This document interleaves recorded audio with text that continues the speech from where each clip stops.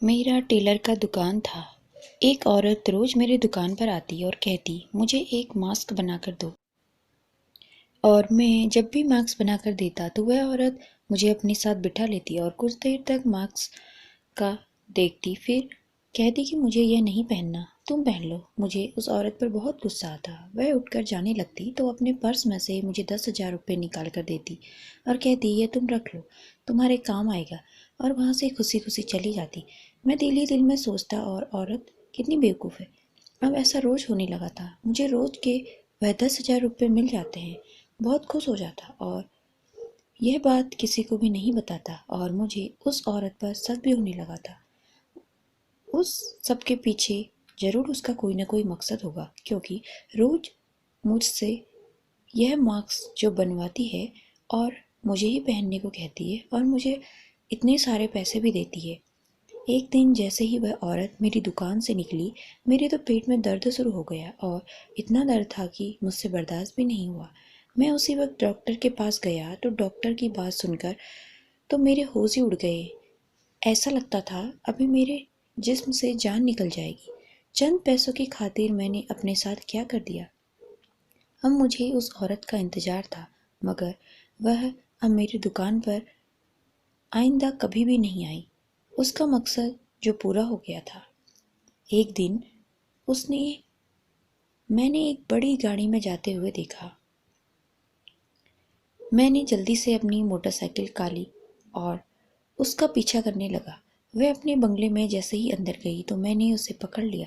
पहले तो वह मुझे यूं देखकर घबरा सी गई, फिर अपने साथ अंदर एक कमरे में ले गई, कमरा बंद किया, और फिर जो बात उसने मुझे बताई उसे सुन मेरे जैसे 100 गज जमीन के नीचे धंस गया था। और रोज मुझे मेरा नाम रोहन है। मैं एक अनाथ बच्चा था, और जिन्होंने मुझे गोद लिया हुआ था वह मेरे सगे माँ बाप नहीं थे। उन्होंने मुझे पाला क्योंकि उनके पास कोई बच्चा नहीं था, इसलिए उन्होंने मुझे एक अस्पताल से गोद लिया था, जहाँ पर कोई औरत मुझे पैदा करके नर्स के हवाले करके चली गई थी। यह किसी के पास बच्चा नहीं हो तो वह आकर मुझसे ले जाए। जिसने मुझे गोद लिया था उस माँ ने मुझे बहुत प्यार किया, क्योंकि मुझे लगता ही नहीं था कि मेरे माँ बाप सगे नहीं हैं, और मैं उनका बहुत शुक्रिया अदा करता हूँ। जितना शुक्र अदा करूँ उतना कम है। जब मैं 10 साल का था, एक दिन मेरी दादी ने मेरी मम्मी का औलाद ना होने की वजह से पापा की दूसरी शादी करवाने को कहा। तो मैंने मम्मी से पूछा कि ऐसा क्यों कह रही हैं। तो मम्मी ने मुझे अपनी गोद में लेते हुए बात बताई थी। मुझे आज भी वह दिन याद है कि मेरी माँ मुझे वह बात बताते हुए बहुत रोई जा रही थी। यह बात मेरे कानों में आग बनकर उतर रही थी कि मैं अपनी मम्मी का सगा बेटा नहीं हूँ, पर फिर भी मैंने अपनी मम्मी को यकीन दिलाया था। वह अपने खानदान जिनके भी सगे बेटे हैं, मैं उन सबसे अच्छा बनकर दिखाऊंगा, चाहे यह दुनिया कुछ भी कहे। मुझे आप लोगों से भगवान ने मिलाया है। मेरी दुनिया और स्वर्ग तो यहीं पर है। मेरी उन बातों से मम्मी को दुख तो शायद कम होगा, पर मेरे दिल पर जो कयामत टूटी थी उन बातों को मैंने किसी को महसूस न होने दिया, ताकि मेरी मम्मी को कोई तकलीफ ना हो। मेरा 10 साल की उम्र में कच्चा दिमाग उस बात से इतना मुतासिर हुआ कि मेरा दिल पढ़ाई से भी उठ गया था। अब मुझसे पढ़ाई भी सही से ना होती, जितना भी दिल लगता बस यही ख्याल मेरे दिमाग में हावी रहता कि आखिर मैं कौन हूँ, किसका बेटा हूँ।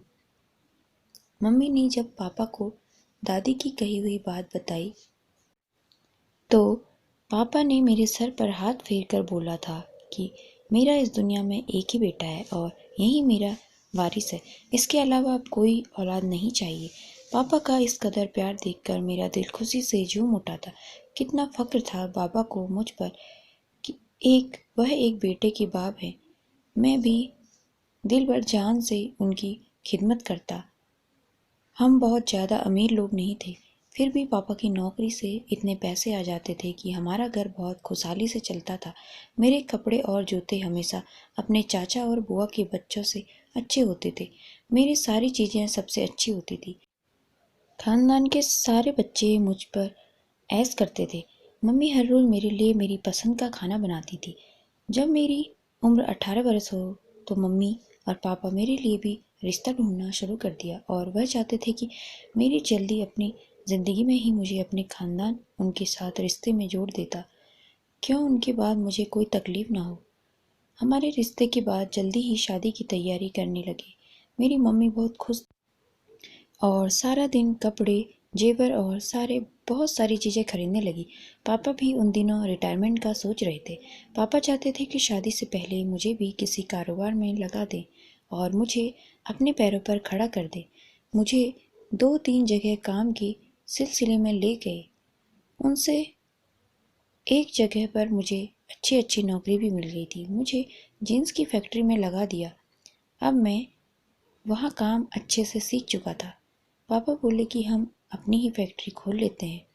उनके रिटायरमेंट से मिलने वाले पैसों से हमने एक फैक्ट्री खुद की खोली थी और पापा यह चाहते थे कि यह काम हमेशा के लिए बना रहे और साथ ही साथ में मेरी पढ़ाई भी चल रही थी।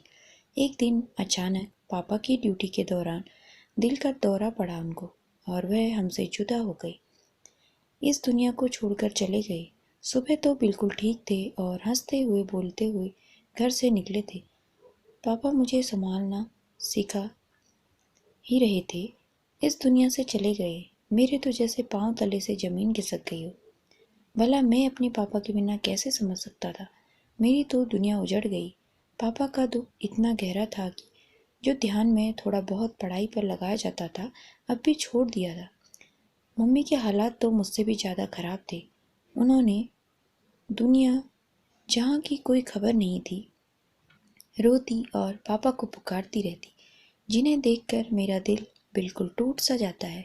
ऐसी हालत थी जिसमें उन्हें किसी मजबूत सहारे की ज़रूरत थी और मेरे अलावा कोई भी नहीं था जो उनका सहारा बनता। मैं खुद पापा के सदमे से टूटा था कि अचानक अंकल ने भी हमसे रिश्ता तोड़ दिया। उन्होंने अपनी बेटी का रिश्ता कहीं और कर दिया। मुझे उस बात का इतना दुख ना हुआ, पर मम्मी को यह सदमा बहुत लगा क्योंकि वह कितने दिन से मेरी शादी करवाना चाहती थी। पर जो हुआ सो हुआ।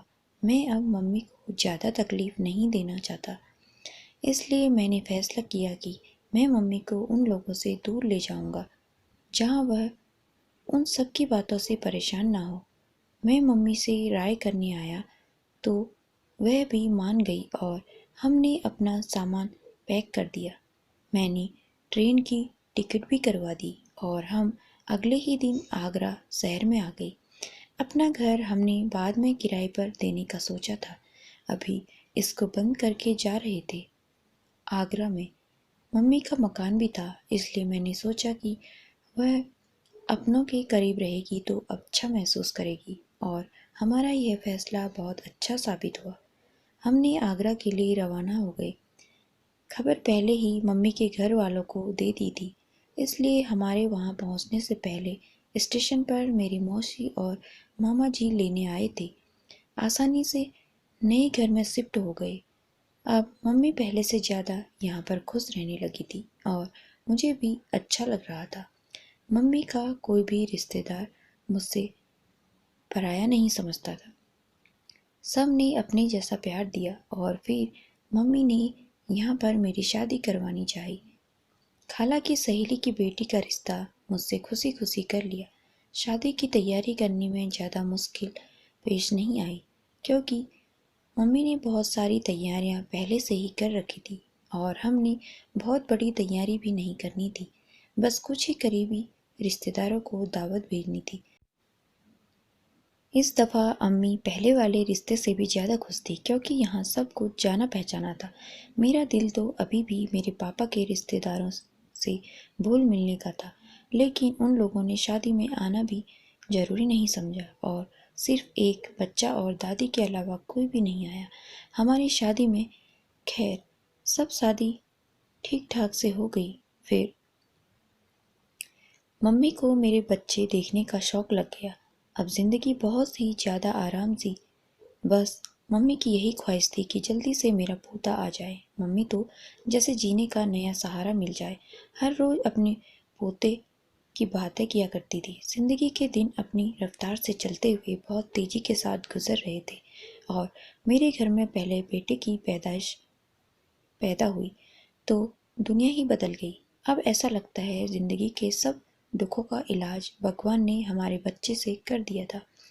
घर की चहल पहल देखने लायक थी। मेरी मम्मी सारा दिन बच्चे के साथ हंसती बोलती रहती तो मेरी पत्नी घर के कामकाज बहुत खुशी से अच्छे से कर देती और दोनों सास बहू काम और दोस्त ज़्यादा लगती थी। मैं दिन रात एक करके किसी नौकरी की तलाश में लगा हुआ था, पर बहुत कोशिशों के बाद भी कहीं अच्छी नौकरी नहीं मिलती थी। शायद उसकी एक ही वजह थी, साथ में आगे बढ़ नहीं पाया था। इसलिए ज़िंदगी की सच्चाई हालात फिर पापा के गुजर जाने पर यह सब मेरे दिमाग में बहुत असर अंदाजा हुए थे। उन सब बातों से मैं अपने बच्चे से पैदाइश के बाद ही निकल सकता था और अब मैं उसके लिए एक बेहतर था। इसलिए मैंने अच्छे काम की तलाश में दिन रात एक करके घर तो आज भी पापा की नौकरी से अम्मी को मिलने वाली पेंशन पर ही चल रहा था, पर अब मुझे अपनी जिम्मेदारियों का एहसास भी सता रहा था। एक दिन मैं सब सारे काम तलाश करके थक गया था। मैं घर पहुंचा तो अम्मी आंगन में बैठी थी, अपनी गोद में मेरे बेटे को सुलाने बैठी थी। मेरी बीवी सामने किचन में खाना पका रही थी। अम्मी ने मुझे अपने पास बुलाया और बैठने को कहा। मैं वहीं पर मम्मी के पास चारपाई पर बैठ गया। मेरी पत्नी पानी का गिलास हाथ में लिए हुए वह भी हमारे साथ ही बैठ गई। मम्मी ने मेरे चेहरे की मायूसी को भांप लिया और परेशानी की वजह से पूछती तो मेरी पत्नी उनको बताते हुए बोली, मम्मी ये बहुत दिनों से जगह जगह नौकरी की तलाश में भटक रहे थे, अब तक कहीं अच्छी नौकरी नहीं मिली। मम्मी ने कहा कि क्या ज़रूरत है इस तरह की तकलीफ उठाने की, भला तुम्हारे पापा ने जो अपनी रिटायरमेंट के पैसे तुम्हारे कारोबार के लिए रखे थे वह किस दिन काम आएंगे। यह कहकर मम्मी ने मुझे कहा कि कल सुबह चुपके मुझसे ये पैसे ले लेना और उन पैसों से तुम अच्छा कोई कारोबार शुरू करना। पापा ने भी यही कोशिश की थी कि मैं कोई कारोबार सीख लूं, पर लगातार परेशानियों से बदलते हालात की वजह से मैं कोई काम सीख नहीं सका। मैंने मम्मी से कहा कि अभी आप पैसे अपने पास ही रखें, मैं कुछ लोगों से राय मशवरा करके पता कर लूँगा कौन से कारोबार में पैसे लगाना ठीक रहेंगे। अगले दिन मैं सुबह नाश्ता करके अपने मामा से मिलने चला गया कि उनसे कोई मशवरा कर सकूं, तो मामू ने मुझे अपने कुछ दोस्तों से मिलवाने का कहा जिसने बहुत अच्छे कारोबार कामयाबी के साथ चल रहे थे। उनके तरफ जाने के लिए हम भी गाड़ी में बैठे ही थे। गाड़ी स्टार्ट होने से पहले ही मेरी पत्नी का फ़ोन आया तो मैंने, हे भगवान, खैर करके मेरे दिल में बहुत सारे ख्याल एक साथ ही आ गए थे और मेरा डर सच साबित हुआ। पत्नी ने मेरा दिल दहला देने वाली बात बताई और मैंने कांपते हुए हाथों से गाड़ी स्टार्ट की और घर की तरफ मोड़ा तो मामा जो मेरे साथ गाड़ी में ही बैठे थे उन्होंने पूछा, क्या हुआ है, सब खैरियत तो है ना। मैंने उन्हें पत्नी की बात बताई कि मम्मी के सीने में बहुत दर्द उठा है और तकलीफ से बेहोश हो गए हैं। हम घर पहुंचे तो मम्मी आंगन में ही चारपाई पर बेहोश पड़ी थी। मैं जो मम्मी पर एक दिन का तकलीफ भी बर्दाश्त नहीं कर सकता था, उन्हें इस हाल में देखकर मैं बहुत गम में चला गया था। मामू ने कुछ हिम्मत बताई और हमने फ़ोन मम्मी को गाड़ी में लिया और अस्पताल पहुंच गए। डॉक्टरों ने मम्मी का जल्दी जल्दी चेकअप किया और फिर उन्हें अंदर ले गए। मैं बाहर ही उनकी जवाब का इंतजार कर रहा था। आंखों के सामने पापा की मौत का वह सारा सिलसिला आंखों के सामने घूम रहा था। पर शुक्र है मामा साथी और उन्होंने हालात को संभाल लिया था। पर डॉक्टर बाहर आई तो उन्होंने बताया कि मम्मी को दिल का दर्द नहीं था बल्कि छाती में ज़्यादा दर्द की वजह से बेहोश हो गई थी। छाती का कैंसर हो सकता है। मैं हमेशा मम्मी के सेहतमंद के लिए भगवान से प्रार्थना करने लगा था। डॉक्टर ने टेस्ट लिखकर दिए और उन पर आने वाले खर्चे भी आगाह कर दिया और डॉक्टर ने बताया कि टेस्ट के बाद इलाज शुरू होगा। अभी सिर्फ दर्द पर काबू वाली दवाई दी जा रही है और मम्मी को अस्पताल में ही दाखिल करा दिया।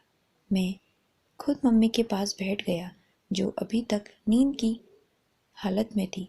उनको शायद इंजेक्शन दिए गए थे और मामू को घर भेज दिया कि मम्मी का दिया हुआ चेक लेकर कसकर वाले अगले 2 घंटे में मम्मी के पास ही बैठा करा। तब तक मामू पैसे लेकर आ गए। डॉक्टर ने मम्मी के खून की टेस्ट का सैंपल पहले ही भेज दिए, फिर जिनकी रिपोर्ट 24 घंटे के बाद ही आनी थी। इधर मेरी पत्नी बबीता का रो रो कर बुरा हाल हो गया था। मेरी सास मेरी पत्नी के पास गई थी, पर मम्मी ही थी। उन्होंने हम दोनों और हमारे बच्चे को संभाला था। उनके बगैर हमारी जिंदगी का कोई तस्वीर नहीं थी। रिपोर्ट आई तो वही निकला जिसका डर था। मम्मी को बहुत सालों पुराना कैंसर था और हमने तौर पर सिर्फ दर्द खत्म करने वाली दवाइयाँ दी थी। उनका कैंसर अब खतरनाक हद तक बढ़ चुका था। हमने दवा और दुआओं में कोई कसर नहीं छोड़ी थी, पर मम्मी दिन ब दिन ज़्यादा बीमार होती जा रही थी। इलाज का सिलसिला कई महीनों तक चलता रहा। पापा के रिटायरमेंट से आने वाले पैसे खत्म हो चुके थे और कुछ इलाज बड़े अस्पतालों में भी भेज दिया था। वहाँ पर भी हम बराबर इलाज करा रहे थे। मेरे घर का खर्च चलना बहुत मुश्किल हो गया था। बड़ी सख्त मेहनत के बाद ही पत्नी और बच्चे के खर्चे पूरे नहीं कर पा रहा था। इसलिए दिन में नौकरी करता और शाम को एक टेलर की दुकान पर काम करता था, जहाँ से मुझे रोज 500-600 मिल जाते थे। अब इसी तरह मेरी ज़िंदगी मामूली से चल रहा था, पर पिछले कुछ दिनों से दुकान पर काम बिल्कुल नहीं था। एक दिन मैं इन्हीं सोचों में बैठा था कि औरत पास आई और मुझसे मास्क बनाने को कहा। मैं मास्क बनाकर उसे दे आया, मगर कुछ देर बाद उस औरत ने मुझे बुलाया और कहा कि यह मास्क तुम खुद ही पहन लो। मुझे उस औरत पर बहुत गुस्सा आया। ये कैसी औरत है? मगर इसकी अगली बात सुनकर मेरा सारा गुस्सा ठंडा हो गया था। कहने लगी, तुम यह मास्क पहन लो, बदले में तुम्हें 10,000 दूंगी। फिर उसने 10,000 निकाल कर मुझे दे दिए। मैं भी बिना सोचे मास्क अपने मुंह से लगा लिया। अब हर रोज ऐसा ही होने लगा और वे रोज आती और मुझे ढेर सारे पैसे दे जाती। मुझे बहुत हैरत होती, मगर उसके दिए हुए पैसों से मेरे काम आ जाते। पर दिल में एक ही बहन थी, वह औरत कौन है और उसका यह सब करने का क्या मकसद है। एक रोज मैं औरत मुझे पैसे देकर निकली तो अचानक मेरे पेट में दर्द शुरू हो गया और मेरी बर्दाश्त से भी बाहर हो गया था। डॉक्टर के पास गया तो रेस्ट करवाने के बाद मालूम पड़ा मेरे पेट में एक खास किस्म का वायरस फैल गया है और मुझे 1 महीने के अंदर ही ऑपरेशन करवाना होगा। मेरी जान भी जा सकती है। यह सुनकर मेरा दिमाग चकरा गया। मुझे लगा यह सब उसी औरत की वजह से हुआ है और मुझे वह मास्क में पता नहीं कौन सी वायरस डाल कर देती थी। मुझे अपने आप पर भी गुस्सा आने लगा था। मैंने चंद पैसों के लिए अपनी ज़िंदगी दांव पर क्यों लगा दी। अब मुझे इस औरत का इंतज़ार था, मेरी दुकान में आए और मैं उससे पूछ सकूं। हैरात तो मुझे तब हुई कि उस दिन के बाद से वह औरत मेरी दुकान पर आना बंद करके 5 दिन गुजर चुके थे, मगर उस औरत का कोई अता पता नहीं था। वह कहाँ से आती थी और कहाँ जा रही थी। एक दिन मैंने वह दुकान जल्दी बंद की और अपने दोस्त के घर जाने लगा। रास्ते में अचानक मेरी नज़र उसकी गाड़ी पर पड़ी। मुझे अपनी आंखों पर यकीन नहीं हो रहा था, तो वही औरत थी। उस बार तो उसके रंग ढंग अलग थे। वह बड़ी मैडम बनी थी। मैंने अपनी मोटरसाइकिल उसकी गाड़ी के पीछे लगा दी। कुछ दूर जाने के बाद उसकी गाड़ी एक जगह रुकी। औरत गाड़ी से उतरकर एक बहुत बड़े बंगले में गई और मैं भी उसके पीछे पीछे जाने लगा, पर मुझे गेट पर ही वहाँ के चौकीदार ने रोक लिया, अंदर आने नहीं दिया। मैंने उसके साथ लड़ने लगा तो मैं उस मैडम को जानता हूँ, पर वह यकीन कहाँ करती। उस बात पर हमारा आपस में काफ़ी शोर मच गया था। फिर मैडम भी आवाज़ सुनकर देखने आ गई और मुझ पर नज़र पड़ते ही वह फ़ौरन मुझे अपने साथ अंदर ले गई। मैंने एक नज़र चौकीदार को देखा, जो बड़ा हैरान हो चुका था। फिर उस औरत ने मुझे सामने बिठाकर एक ऐसी बात कही जिसे सुनने के बाद तो मेरा जैसे ज़मीन आसमान एक हो गई। मुझे कुछ समझ नहीं आ रहा था कि वह क्या कर रही है, पर मैं उससे गौर से देखे जा रहा था। उसने बताया कि मैं ही तुम्हारी असली माँ हूँ, जिसने तुम्हें अस्पताल में छोड़ा था। उस वक्त मेरी एक मजबूरी थी। मेरा पहला पति मुझे तलाक दे चुका था, जबकि वह उस बात से बेखबर था कि मैं माँ बनने वाली हूँ। फिर मेरे घर वालों ने मेरा रिश्ता दूसरी जगह करवा दिया और मेरे घर वालों ने मुझे मजबूर कर दिया कि मैं तुम्हें पैदा ना करूं, पर मुझे उनसे वादा किया था कि मैं बच्चा पैदा होते ही अस्पताल में छोड़ आऊंगी और किसी को भी पता ना चलेगा मैं एक बच्चे की माँ हूँ। फिर मैंने तुम्हें उसके हवाले किया और खुद मजबूर हुई दूसरी शादी करने के लिए। पर मैंने सारी ज़िंदगी तुम पर अपनी नज़र रखी, पर कभी तुमसे गाफिल नहीं हुई। तुमने हालात का बहुत अच्छी तरह से सामना किया, पर अब जब तुम मजबूर हो गए और एक टेलर की दुकान पर काम करने लगी तो मेरे पास तुम्हारी मदद के लिए उसके अलावा कोई तरीका नहीं था। आखिर माँ हूँ, कैसे तुम गरीबी से लड़ने देती, और तुम्हें यूं गरीबी से लड़ता देख मुझे बहुत दुख होता था। मैंने सारी ज़िंदगी जिस चीज़ देखने की तमन्ना की थी, आज वह माँ मेरी आंखों के सामने थी और मैं पता नहीं दिल में क्या क्या सोच रहा था। मेरी माँ मेरे साथ ऐसा नहीं कर सकती थी। मुझे तकलीफ खुद से हुई होगी, उसमें मेरी माँ का कोई कसूर नहीं था। मैं अंदर ही अंदर शर्मिंदा हो रहा था और अपनी माँ को भी यह बात ना बताए। फिर उन्होंने मुझे गले से लगाया, बहुत प्यार दिया और बोली कि मेरे पास आ जाओ, यहाँ किसी चीज़ की कोई कमी नहीं है। यह सब कुछ मेरे बाद तुम्हारा है, क्योंकि मेरे पति इस दुनिया से जा चुके हैं और मेरी उनसे कोई औलाद नहीं थी, पर मैं दिल अभी भी अपनी सौतेली की तरफ खींचा हुआ था, जिन्होंने मुझे ज़िंदगी भर प्यार दिया था। मैं भागता हुआ वहाँ से निकल आया। घर आकर अपनी मम्मी के कदमों में बैठ गया। मम्मी की तबीयत पहले से काफ़ी अच्छी थी। उन्होंने मुझे उठाकर हमेशा की तरह अपने पास बिठाया और मेरा चेहरा देखते ही मेरे दिल की बात समझ गई। यह मम्मी थी जो मुझे एक नज़र देखते ही मेरे दिल की कैफियत जान लेती थी, और आज भी वैसा ही हुआ था। मैं उनसे यह छुपा नहीं पाया और सब कुछ बता दिया। मुझे किस तरह पैदा करने वाली माँ मिली और मैं उन्हें छोड़कर भाग आया हूँ। मुझे ज़िंदगी आपके ही कदमों में गुजारनी है, चाहे मेरी किसी से कोई भी रिश्ता हो, पर मुझे सबसे बढ़कर आप ही अजीज हो। सच में मेरी मम्मी का दिल समंदर भी बड़ा था। उन्होंने मुझे समझाया, वह भी तो एक माँ है, तुम्हें उनकी मजबूरी को समझना चाहिए। पता नहीं उस वक्त उनकी कैसी समय होगा और वह उस वक्त कितनी मजबूर होंगी, कितने साल तुम्हारे लिए तड़पी हैं। उनके साथ ऐसा सुलूक ना करो और जाकर मिलो।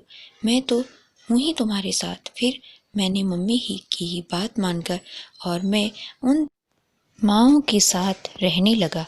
अब मेरा बेटा एक दादी के साथ खेलता है तो कभी दूसरी दादी के साथ। मैं अपना ऑपरेशन भी करवा लिया था।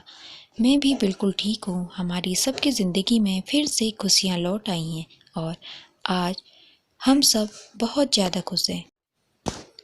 दोस्तों, ये स्टोरी आपको कैसी लगी? प्लीज़ कमेंट के माध्यम से ज़रूर बताएं। अगर पसंद आए हो तो हमारे वीडियो को ज़्यादा से ज़्यादा शेयर कीजिए और अगर नए हैं तो हमारे चैनल को सब्सक्राइब कीजिए। इसी तरह की वीडियो आती रहेंगी। धन्यवाद।